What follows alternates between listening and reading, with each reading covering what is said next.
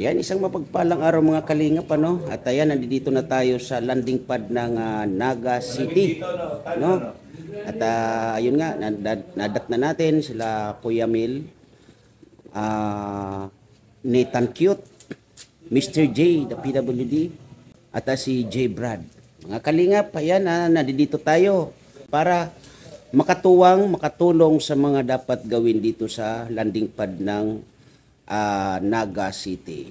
Ayan po yung aming mga gagawin dito, no? At ito ay continuation para doon sa kanilang nagawa kahapon, no? At ayan, nakarami na sila, no? Naniripak. Ayan. Ayan, no?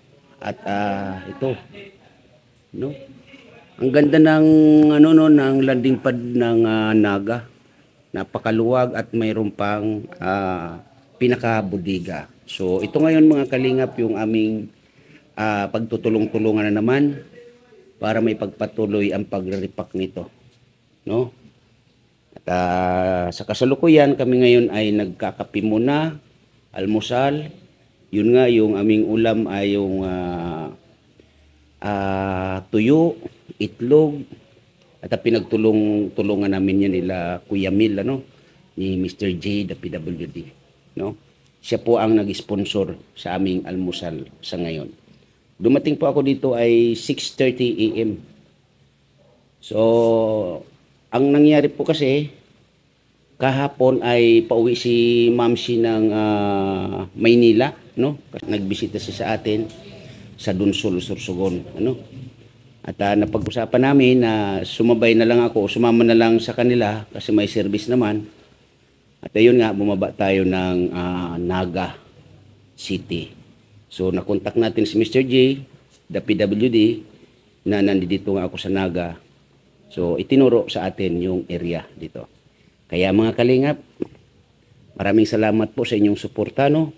Lalong-lalo na po kay Kuya Bal Santos Matubang at Ina Vlogs Kalingap Rab.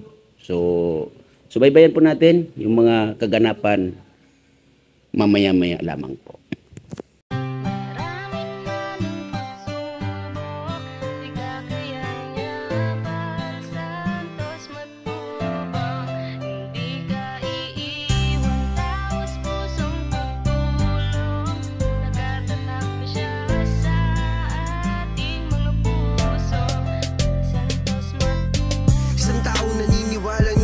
Kailangan natin ng pagmamahal, tunay na walang katulad. Nag-iisang Kuya Bal, marami pa natutulungan at habang tumatagal, lumalawak ang paglingap, biyayan dala-dala at hindi na mawawala. Ikaw lang ang nag-iisa, Kuya Bal, walang katumbas ang dinulot mong saya sa mga taong tinulungan mong hindi naging iba. Itinuring silang kapamilya kahit di mo kadugo, ginabayan, inalalayan mo sila ng totoo. Tunay na walang katulad, kaya ka pinagpapala. Sana ingatan mo pati ang kalusugan mo. Ikaw ang liwanag sa dilim at sa kanila naniwala. Kuya Bal na walang sawang tumutulong na may pag-usay. Di namin malilimutan mga mabuti mong gawa. Nakasubaybay kami lagi na handa